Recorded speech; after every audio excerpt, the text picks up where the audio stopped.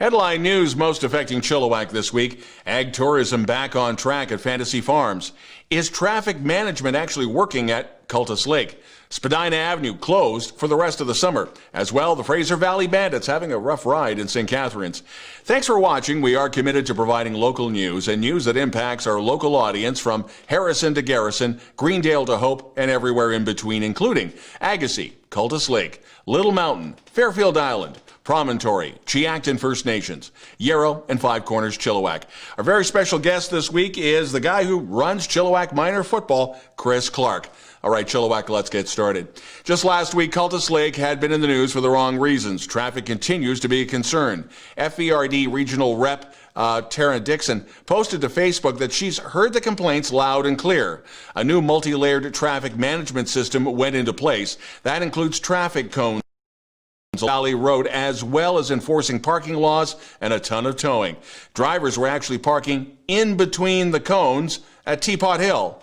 Again, the Cultus Lake Park Board and the FVRD will be now reviewing the new traffic procedures. Ag tourism back in the news with Fantasy Farms. Owner Gary Moran telling Chill TV that most of the farm activities will be allowed under current ALC legislation, and some will fall under events, but they are giving them a total of 32 of these events, so that will cover reapers as well as ag weddings and any corporate events. The rest of that, though, will be left up to Moran to choose. Now, the last hurdle is to apply for a city temporary use permit. That's good for 3 years, as well as a 3-year renewal, as long as they continue to meet city requirements. Fantasy Farms say they will be applying for this right away.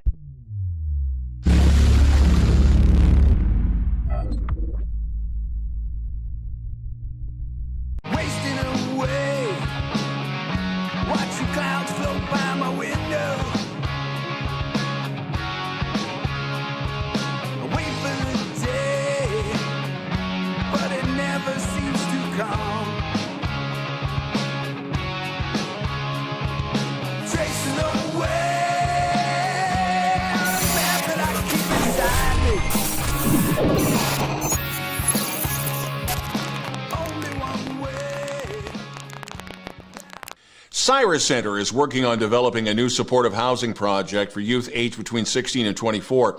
Earlier this month, BC Housing, in partnership with the City of Chilliwack, purchased a new and beautifully renovated apartment located at the 46,000 block of Millard Avenue. The purpose of the project is to provide supportive housing for the most vulnerable youth in Chilliwack, many of whom affected by challenges like street entrenchment, substance abuse, and mental health issues. This property is just a couple of blocks away from the Clean and Sober Community Center called the Chilliwack Alano Club. It's also less than a block away from Central Elementary School. The model created has 2 program support staff that'll be on site and available 24 hours a day, 7 days a week. The apartment will also have a life skills program facilitator and should be open by the end of the year. Expect major traffic rerouting for the rest of the summer and into the fall near the Landing Center and the Chilliwack Curling Rink. Spadina Avenue from Ashwell to Corbould is going to be closed until October. That's to build the new Neighborhood Greenway. The project incorporates the vision of the Neighborhood Greenway as recommended in the Downtown Land Use and Development Plan. That came out in 2010. Neighborhood greenways are enhanced pedestrian and bicycle connections linking key activity nodes and residential neighborhoods. On the heels of the Kent Agassiz Fire Department stating that the wildfire risk was at high comes word of a human-caused wildfire on the southwest side of Harrison Lake. The village of Harrison Hot Springs is not in any immediate danger. Now, according to the BC Wildlife Service, the fire was first noticed on Sunday, August the 2nd, and at last word raised 12 hectares. That's about 4 kilometers off the Stehalis Forest Service Road. BC Wildfire Service calls this, quote, out of control. And then on Monday morning, Diane Weil told Chill TV, my son lives literally 5 kilometers away from him. They had ash falling on their place. That was on Satcham Road.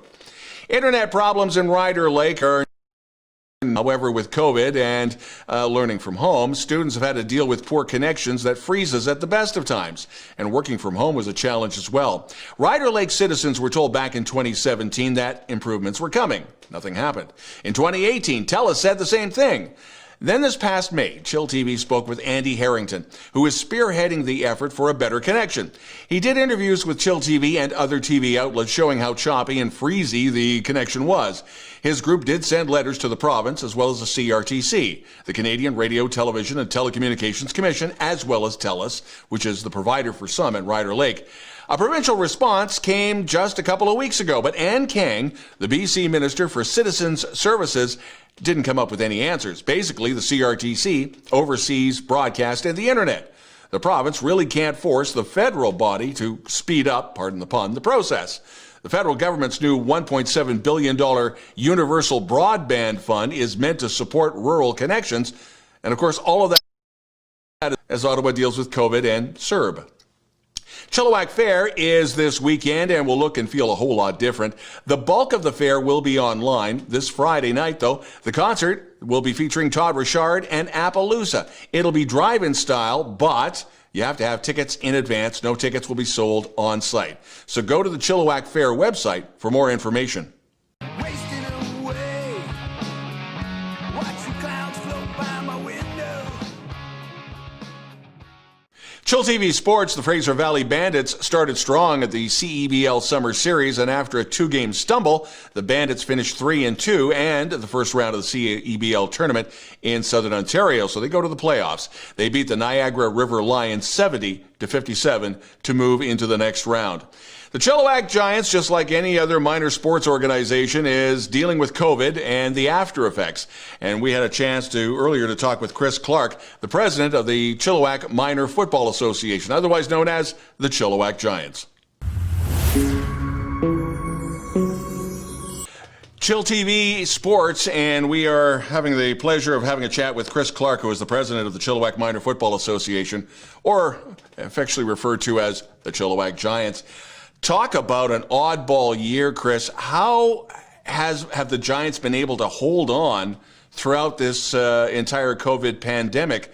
Obviously, it's affected registration, which in fact affects the income coming in, so you guys can actually set everything up and have it go out on the field with players. There have been many issues. Yeah, thanks for having me on here today. Obviously, you mentioned registration down. There's a long period of time was able done. It's funny that 5 months ago we had a board meeting, and it was brought up somewhat casually that we may need to start having a COVID-19 plan in place. And then 2 weeks later, everything was shut down at the middle of March there. So since then, we've been working with the provincial football associations and football association, the provincial government, and just working towards what we can do and can't do and how to make our practices safe for everybody. And just a quick note to our viewers, we apologize for the internet connection, but it is what it is in this day and age.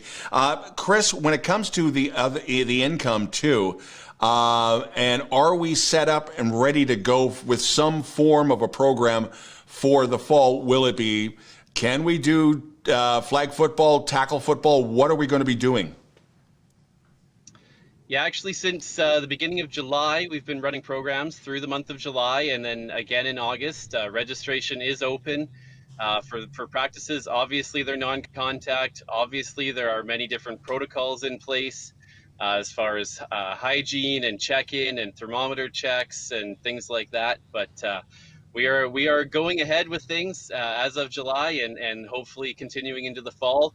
We're waiting for more direction coming in September and October as far as what exactly we'll be able to do. Maybe it'll be flag football, maybe it'll be games. We're hoping to do whatever we can.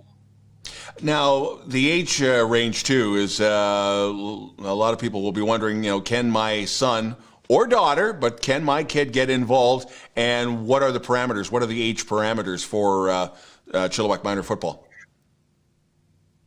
Yeah, it's actually starting with the really little guys, starting at age 5. They can start playing flag football, and then tackle starts at age 9. Well, if there is a tackle season, normally there would be tackle at age 8 and 9. But yeah, from age 5 up to age 15. So if they're turning 5 this year in 2020 and up till turning 15 this year, then they are free to come out. Check out our website, chilliwackgiants.com, for more info, or our Facebook page. I would assume that any scouting for the older students, whether it is, say, the GW Graham football program or university, they've got to be basically handcuffed because they can't come out and see the older kids because of all of this. Have you had any interaction with those people? It's been tough for sure. That with everything at those higher levels potentially being shut down as well, we're all kind of in the same boat. We're just week by week, day by day, figuring out what we can do and figuring out how we can make this a successful season for everybody. Was there any pushback or major pushback from parents, or has everybody pretty much been on the same page? Okay, we got to deal with this. Let's go out and play some ball.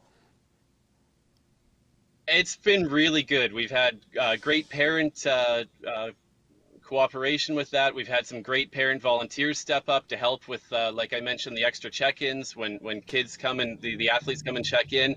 We're doing thermometer checks. We're going through a whole health checklist to make sure that they are okay to come on the field.